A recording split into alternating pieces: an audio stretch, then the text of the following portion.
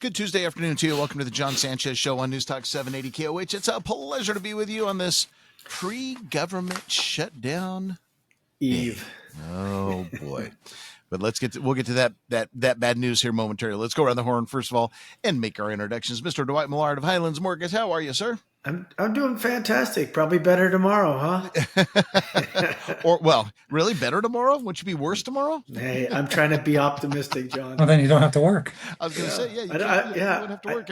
Everything's going to be shut down. I don't think I'm very essential, so I'm good. No, but all the people you deal with to get those loan approvals are. True. I know. I was just kind of hoping that, how come the stock market's not affected in the government shutdown, right? Give us a day off. Come on now. Yeah. Cory Edge of Realty. How you doing, Big C? I'm doing great. How are you? Good. Very good. Thank you. Very nice. Good. Well, folks, we kind of gave you the tease as to exactly what we're going to be talking about. We're going to recap, of course, what happened in the month and in the quarter. It's all over. We are on to a brand new month starting tomorrow. We're on to a brand new quarter, the final quarter of 2025, right? Our whole world of the stock market, of course, is impacted by quarterly numbers. So, well, geez, Cory and Dwight, I know, Cory, you know this. It's looking like SEC is really starting to lean towards no more quarterly numbers, right? Twice a year. That's where I think it's heading. So I've read that. I mean, I read it the last couple of weeks when they're talking about it, but now I think the SEC chairman, right, came out and said, "Oh, we're going to fast track this, and we're going to fast track it." So, what is that? What is that? We can get into it later if you want. But what does that do to you? Like, what does that do to? I can make an argument, Cory, of positives and negatives to going to semi-annual, quarterly, or semi-quarterly. See, it's drilled into my brain after 35 years. Semi-annual earnings reports versus quarterly. The quarterly numbers, of course, obviously you're able to.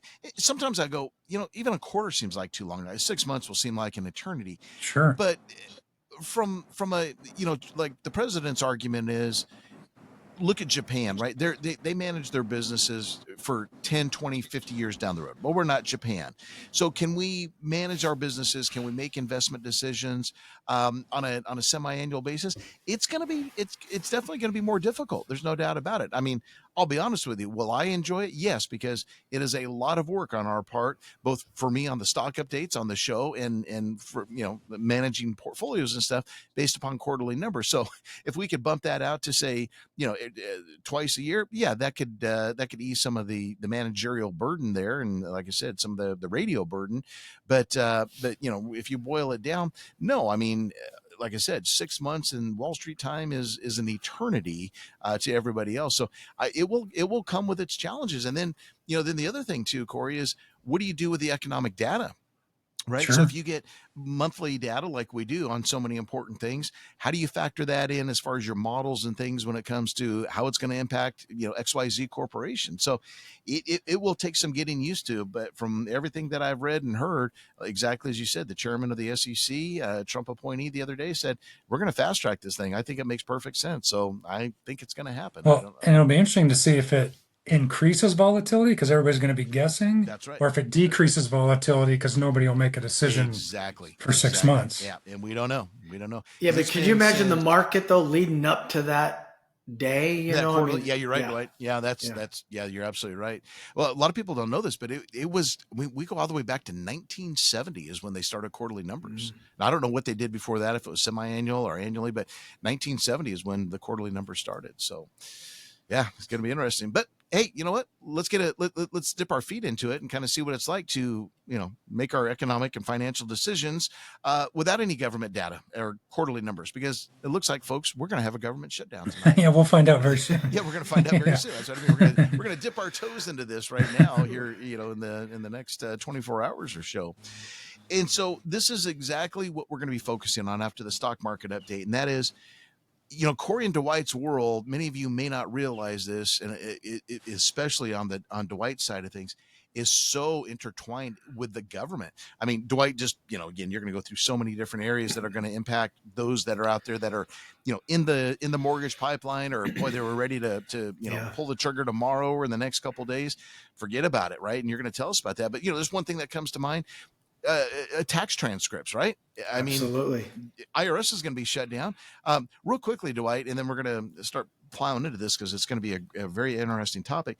you were on the phone with somebody today, and tell the audience what they told you. Well, I needed a piece of paper, of course, from SBA, so Small Business Administration, on a reconsideration payment plan. But anyhow, I got it on the phone. I said, "Listen, is there any chance I'm going to get this today? Because if I don't get it today, I assume you won't be here tomorrow if there's a shutdown." She goes, "Absolutely not. We aren't. None of us will be here." And I'm like, "Oh no." And of course, I didn't get the piece of paper. So so now what? Okay, so real quickly, so explain what happens to your client now. You have to put the brakes on, right? Yeah, I'm hoping that a cert that I did, a lender certification, will allow me to move forward. But this gets real complicated. It becomes a real mess because they don't really give you the provision to do follow-up conditions, John. So, I mean, you're not going to be able to put transcripts in after you fund the loan and it's been sold. So everything's got to be done up front. And, I think I might be able to get out of this one, but I just didn't like, and she kind of we're not going to be here. And it's like, okay, Well, I mean, in defense of her, she's already got a spa day booked. Well, they're going to get paid, right? Yeah. They're going to be furloughed. The latest indication from CNBC, at least, is 750,000 federal workers, according to the CBO. The 750,000 federal workers will be furloughed. But we got to go a step further, guys, as we discussed last week. On this topic, and that is, Trump made it very clear that, or no, you know what? We did not talk about it because Trump just made the comments yesterday. Trump made it very clear that, and I'm going to paraphrase, he's going to use this as a reason, quote, or an excuse in real terms, to permanently fire, some are saying hundreds of thousands of government workers that what he feels are not needed. Almost similar like what we went through with Doge. He's going to use this government shutdown as a reason to permanently get rid of that. So imagine being a government worker and you're going, oh yeah, I'm going to have a spa day tomorrow. I'm going to get paid. And you come back and go, your position's been permanently eliminated. Obviously no fault of your own, but there's a lot of ramifications. This is one analyst said today, this is different this time around, right? The stock market usually does okay when the government shut down and no real major market reaction and, so on and so forth. Actually slightly rises. But this analyst brought up a good point. He's not the only one that said that. This time can be different because we've got a lot of things going on. We have the critical one. I mean, Cory, you and I talk about this one all the time. The non-farm payroll numbers, right? That's coming out Friday, or it was. We don't have that now. Imagine if you're, again, if you're an economist or anybody that needs that data to make an informed business decision, you're not going to have it. Cory, excuse my reach here. Those of you on camera, but tomorrow we have. We've got ADP, so we'll get that, right? We always get that on Wednesday before the non-farm payroll numbers. But we've got construction spending, and we have another big one, the ISM manufacturing report. That is very important for us to try to figure out what's going on in the industrial sector. Not going to get that. So probably the only thing we'll get tomorrow, at least the way it looks right now, is ADP, unless something changes between now and 9 p.m. our time. So no, and then, I agree with you, and I probably watched that same analyst that Trump is not the kind of person that's going to give in. No. So if you're going to pick a fight with him, you better be ready to sit it out. And the ramifications. The longer this thing goes, then you get into the Fed meeting, which granted is 28 days away, 29 days away. But you drag out that long. The longer you get there, I don't even know if they're essential, right? Can they even meet? So you get into all these different things. Right. I haven't read a lot about, maybe or don't know, I can look it up at the break, but I've heard him talk about that, hey, if this happens, I'm going to use that excuse to fire. What gives the excuse to fire because of the shutdown? What does the shutdown do that allows the firings? Okay. Yeah, I don't know. I've tried to think about that, Cory, and I've not been able to find anything about it. Okay. Who knows what's going through his mind? How he's rationalizing it in his mind. The only thing that I saw today, and I don't have it in front of me, so I'm going to again kind of paraphrase it, is he's going to get closed down. I'm just going to pick a hypothetical number. Let's say 200,000 jobs. And the key on the sentence was that he feels are not needed. Mm-hmm. So back to your point, how do you define that, right? Yeah. How is he able to be the one that says that are not needed? Well, I don't think we can argue it. Again, look what they did in Doge. I mean, all of a sudden here goes, whole hundreds of thousands of jobs gone. And, some of those have been brought back, but a lot of them haven't. So he's got the power to do it. He wields the pen. So we're going to get into this, folks, because again, it could impact all of our lives unless again something changes here, and in our time in the next roughly 5 hours and 15 minutes. But let me kind of start with what happened in the market today. So we had a pretty volatile session, but again, all we care about is where we finished at 1 o'clock today, and it turned out to be fairly decent day after all. Matter of fact, a record close for the Dow. We finished up 82 points after being down well over 100 for most of the session. We closed at 46,397, and again, just to show my age, guys, when I got in this business, we were at about 2,200 on the Dow. 2,200. Here we are, 46,397. Nasdaq up 67.38%. Excuse me, 69.30% gain, and the S&P rose 27 points or 0.41%. Dwight, let's since we got a lot of things to talk about, let's delve over to you here in a moment. Oil prices pulled back $1.11, 62.37 a barrel. Another strong day for gold with the nervousness of the government. $18.20 rise, 3,873.40. And my friend, a 1 basis point increase on the 10-year. This is, I guess, the bright side, which is the bond market didn't panic. We closed at 415. And here's a stat for you, Dwight. We've actually finished down 8 basis points on the 10-year Treasury in the month of September. So, through the Fed cut and everything, they eked out that, but I bet you can't say that on the mortgage side. No, and I bet we were somewhere around 28 till we had those last couple of weeks, right? Or last week or so. We're in a nice, I guess, comfort zone right now, 6.37 on the 30-year fixed. According to Mortgage News Daily, 15, the one you like, John, is 5.89, and then the government's 6.05 and 6.07. It'll be interesting to see if those change, or if there's just, if we go into a government shutdown, if rates have some sort of impact on it. But I guess the rates really don't. It's the investors, right, that have the final say on it. But, John, real quick, I was watching a program, and it was saying that the FAA will be around, but all these new trainees, they keep, because they're so understaffed, those go away for right now. All the training and everything. So all you will have is just the ones that are overworked right now. Amazing. Yeah. All right. Well, we've got a lot of things to talk about how your money is going to be impacted by a government shutdown. But first, let's turn it over to Kristen Snow. Let's see how our afternoon is being impacted on the highways, and she will let us know in the Right Now Traffic Center. Hello, Kristen. Welcome back to the Jon Sanchez Show on Newstalk 780 KOH with Cory Edge of Edge Realty, Dwight Millard of Highlands Mortgage. All right. Once again, we finished with a gain of 82 on the Dow to a record close of 46,397. Nasdaq up 69, and the S&P, I should have mentioned, that was a record finish also, up 27 points to close at 6,688. Cory, I was digging up during the break, again, the rationale as to why the president wants to permanently eliminate these jobs.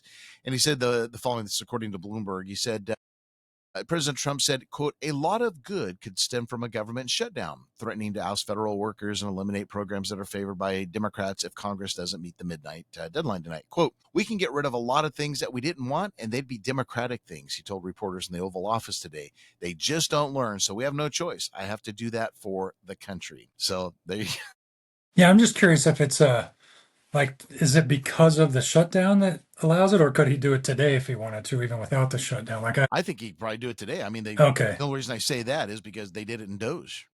Right? Yeah. That's what I was just reading a different article too that said this time, I think Trump said they'll be any of the furloughed employees will be allowed to access their government email so they can get their layoff notices. Gosh. It's so funny. He just doesn't mince words. Like, there you go. No.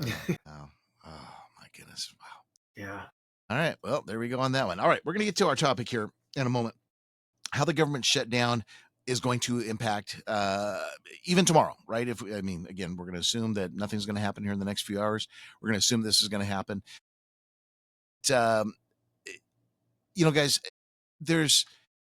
you sit back and you kind of, again, we take this with a kind of a grain of salt at this point and go, okay, well, all right, so a little bit of a government shutdown, but we really need to be thinking about all of the repercussions that can happen from this. And of course, with it being Tuesday, we've got to focus on the real estate side of things. So the boys have really put together some nice information to start really, educating us on some of the impacts in the real estate world. Dwight gave that story at the beginning of the show, but Dwight, I'm going to start with you as the mortgage professional. Like I said, you deal with tax transcripts just as one issue, but let's kind of get at least 1 or 2 points that's going to impact your business and therefore your borrowers if and when this government shutdown happens. How are things going to work? Well, John, the first and most obvious one is you only can get flood certification from one entity, and that's the government. If you can't get a flood certification, if you cannot get flood insurance, there's no way you're going to be able to close on that home. So if you're getting close to being at title and that hasn't been done, I mean, that's going to be a real problem.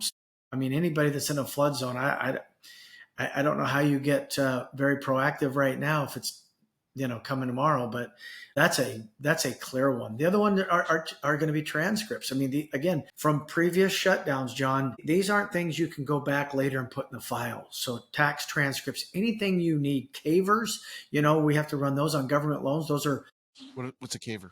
Well, it stands for something, but those are in-depth. It brings up like any default on federal debt, like student loans, SBA, those type of things. If you need to clear it, if you need something, there's not going to be anybody there to do it.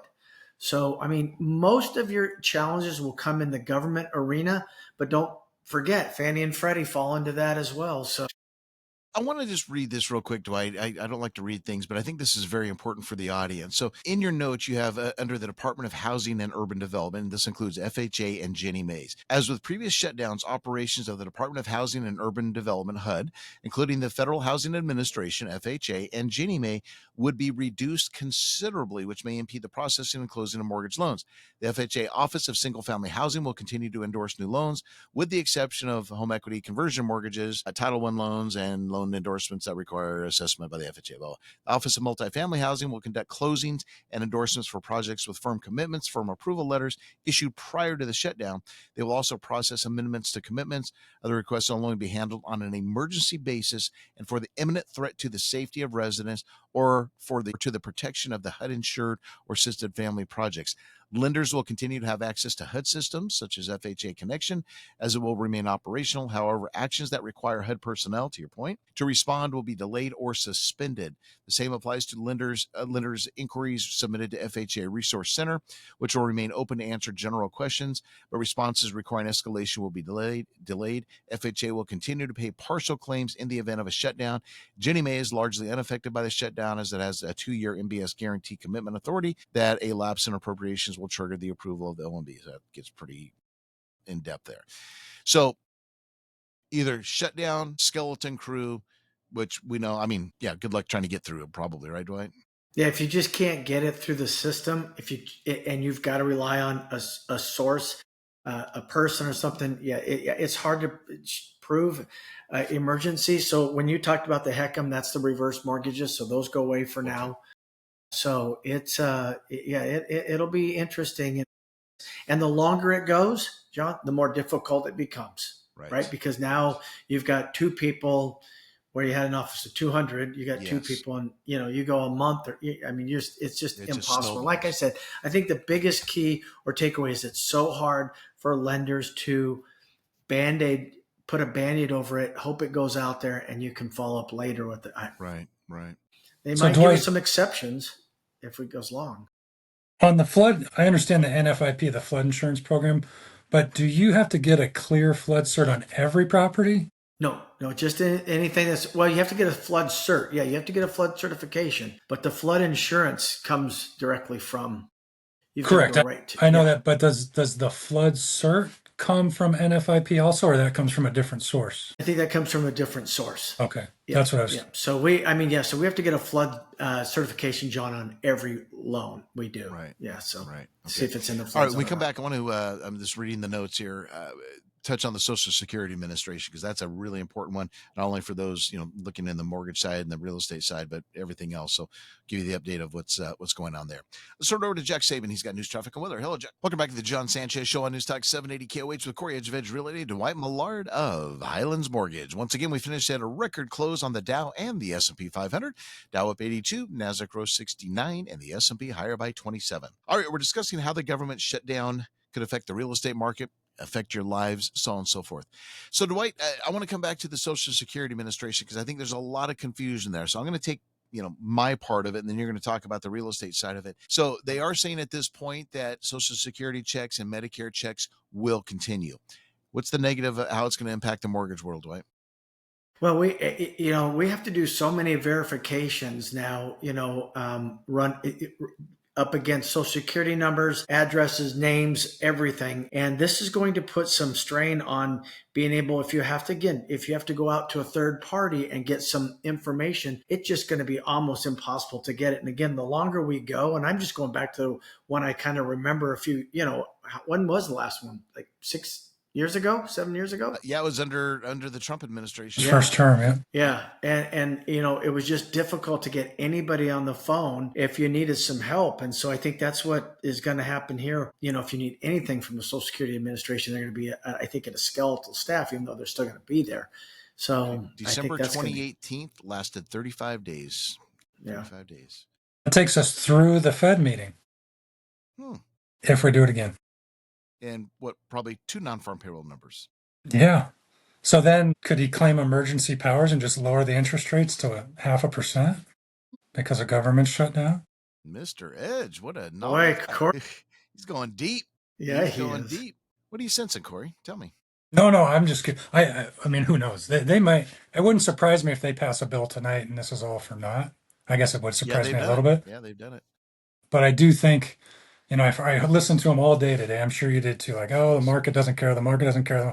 We've been through this so many times, but I guess you have been through it with Trump 35 days or a few years ago for 35 days. But I was listening to the reporter talk about that one. And they said the only reason they came to terms is because the budget, there was something happening on the 36th day where they had to open the government. And they said, with this one, there is no clear there's nothing in the future that's going to force them to open it. Right. And if you want to play a game of chicken, I don't think Donald Trump's the guy you want to play against. Right. Because he just doesn't care. I mean, not that he doesn't care, but you know what I mean. He's got a longer staying power than Chuck Schumer. So yes, we'll see what happens. Yep, that's exactly. Well, it feels like he's got a plan, and that's what I was going to say, Dwight. You took the words out of my mouth. It feels like to me there's something more to this than, okay, the government can't get its budget agreed between the Democrats and the Republicans. I agree. There's something deeper, and maybe to your point, Cory, as crazy as much as we laughed, that's a very valid point. Maybe there's something that we don't know. I mean, none of us know the intricacies of how the government works, but let's go down that path. Yeah. So you're going to miss 2 non-farm payroll numbers. We know he doesn't like the Bureau of Labor Statistics. He fired the head of it, brought in his own person. The numbers weren't good in the first month that new person was at the job. Remember, what did we get? 22,000 new jobs. So maybe this one on this Friday was going to be terrible. That could fuel one of the reasons to continue and to make this government shutdown happen. And I mean, Cory, that's going deep. But again, brother, I gotta give you credit on that one. That's what I'm thinking. We'll see what happens. I guess the question is, could the Fed meet if there's a government shutdown? I wouldn't think so. Yeah, I don't know. It's something we'll have to look into. But if they don't meet, but then what happens? Yeah, and think about it'll be interesting to see this play out. There's so many court cases happening right now. Even if you just look at what's happening with the Fed and they're waiting on decisions. And for those court cases, you have government attorneys that are arguing. So do they still go argue, or does all this get put on the shelf? There's a lot of wheels turning right now that depend on government interactions. Absolutely. Well, once again, we're talking 800,000 people that will be furloughed as of midnight tonight. Here's the interesting stat, and then, Dwight, we're going to come back to you. Here's an interesting stat. According to Mark Zandi, the chief economist for Moody's, he estimates that for every day the government is shut down, every week that the government is shut down, it will reduce GDP for that quarter by 0.1%. Remember, GDP is the total output of the economy. Again, a lot of us make our investment decisions. How strong the economy? We look at the GDP number. Now, here's something I want everybody to remember too. Going back to 2018, let's say the shutdown lasts a couple weeks, right? But what happens, I remember going through my mind, is you feel like you can't trust the government data when it finally comes out because it wasn't released when it was supposed to, right? So let's use the non-farm payroll data as an example. Again, they've told us if the government shuts down, we're not going to get our non-farm payroll data on Fridays. Let's say next Friday the government opens up. Are we going to get that Friday's non-farm payroll number? Or are they just going to omit it completely? And then we go 2 months without non-farm payroll data. You see what I'm saying? And you multiply that times all of the different government reports that investors rely upon, and you got this massive cascading effect on there. back to your point, Dwight, where you're saying like, yeah, okay, they got a skeleton crew and whatever government agency you need to deal with, they're not going to answer the phones. But when everybody does get back to work, now you and a million other mortgage professionals are going to be going, I need tax transcripts. I need this, I need that. And the delays aren't going to stop the minute the government opens back up. So it has a very large cascading effect. You can only imagine, we were talking off air that, as an individual can go get your tax transcripts. I mean, you start crashing systems if people start trying to do that. You get enough people on there. But, I'm hoping, depending on how long it is, there's some workarounds so people don't. I think if you're almost at the end of the line right now, you're probably okay. It's going to be for those people that are probably 2-3 weeks down the line. Mm-hmm. Maybe. If some of the so let me ask you things this. haven't been obtained. I mean, this is a question for both of you. So, Cory, I sign a contract to buy John Doe's house, and I'm legally obligated. Sure, we know all about extensions, but let's say that closing was to happen on October the 5th, right?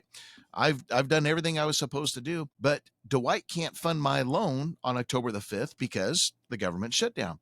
Am I still legally, could the seller turn around and sue me because I didn't fulfill my contractual obligations of closing on October the 5th? I guess like in that case, if you needed flood insurance, couldn't get it, or you're getting a USDA loan and we know those aren't going to fund. Technically, yeah, it would be a default, but ultimately got to remember, if somebody really pushed that, you're going to go in front of a judge. And so, yes, if you're making that argument in front of a judge, I don't know what the answer would be. My guess is if they look at strictly the four corners of the contract, say, yeah, you defaulted, but you have these extenuating circumstances where we couldn't get the loan. And is there a clause in the real estate, the MLS real estate contract for government shutdowns? Yeah, well, act of God. In a roundabout way, but is the government shutting down an act of God? An act of God, right?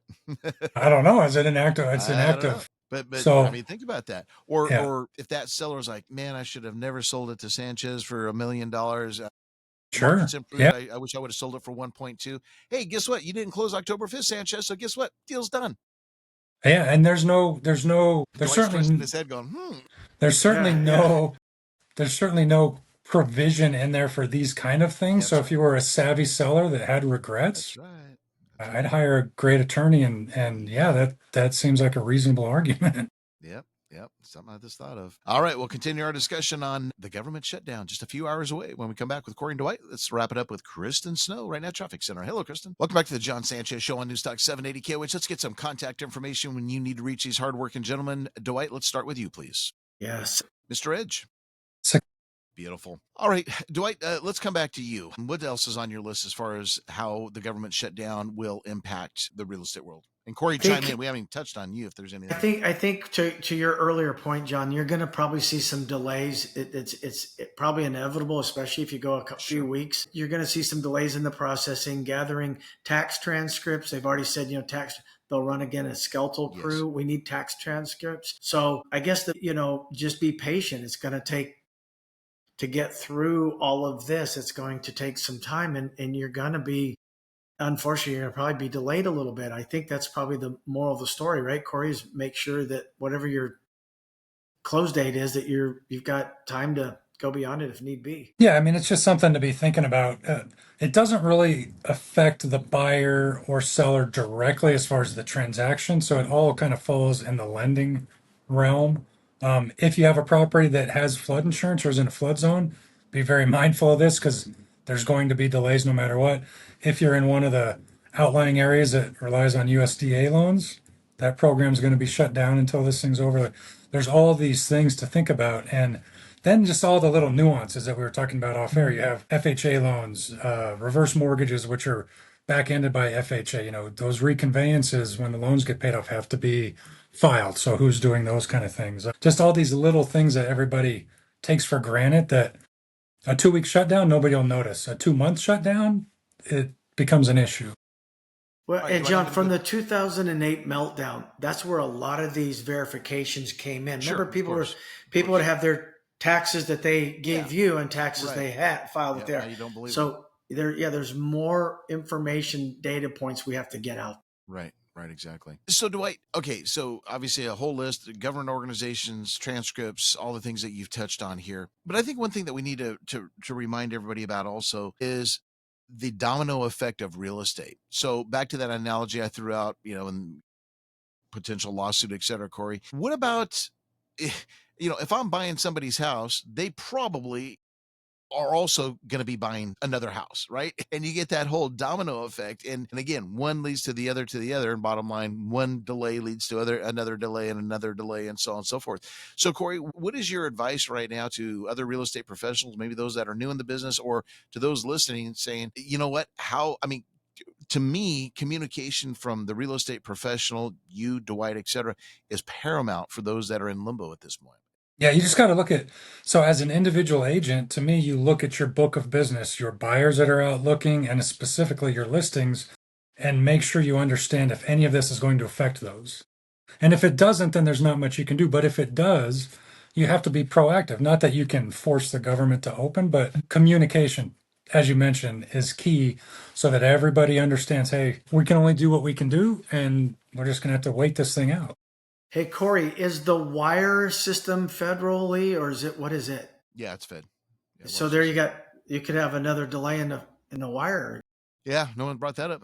That's interesting. We all live and die by wires in our businesses. Mm-hmm. That would be a mess. I mean, again, 2 weeks, nobody's going to notice. Right. If this thing extends past 30 days, then there's probably 1,000 things that happen in a transaction that we're not even thinking of that will be affected by it.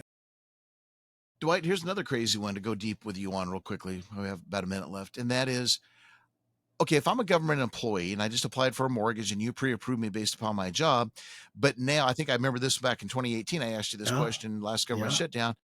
If I'm furloughed, John, I can't get a verification of employment. I don't have a current pay stub. I mean, that's a problem. How long is your verification of employment good for? Well, I mean, you have to do an immediate one. I have a 10-day verification of employment. You have to be on the job 10 days before I close. You got it 9 days ago. Could you still lend to me if I'm out of work? Yeah, yeah, maybe. But John, but I bet they make us re-verify those. I bet they do too. That's an interesting, there we go again to Cory's point. 2 weeks is nothing. 30 days plus starts to become a real problem. Yeah. Well, let's just hope it's not 35 days. But some are happy and say, you know what, let it shut down. Let them fight it out and get rid of all the fat and stuff. So there's a million different opinions, but all we want to do is make everybody aware of how this can impact you, especially in the real estate world. Cory, Dwight, excellent job as always. We will do it again tomorrow on the Jon Sanchez Show and give you a government update by all means, as well as the impact in the market. We're down a bit in the futures right now. Take care, guys. Take care, everybody. God bless.